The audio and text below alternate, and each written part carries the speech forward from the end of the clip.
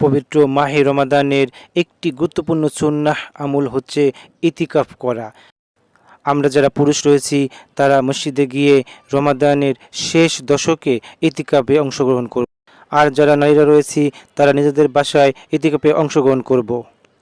এই ইতিকাফের অনেক সওয়াব ও মর্যাদা রয়েছে। এই মর্যাদার দিক থেকে প্রথমে বাইতুল্লাহ, এরপরে মসজিদ নববী, এরপরে মসজিদুল আকসা, এরপরে জামি মসজিদ, এরপরে পাঞ্জেগানা মসজিদ, এভাবেই মর্যাদার কথা বর্ণনা করা হয়েছে। আমরা সকলেই এই সুন্নাহ আমলটি করব ইনশাআল্লাহ। এর মাধ্যমে আমরা অনেক সওয়াব হাসিল করতে পারবো। মহান আল্লাহ আমাদের সকলকে ইতিকাফ করার দ্বারা সওয়াব ও মর্যাদা লাভ করার তৌফিক দান করুন, আমিন।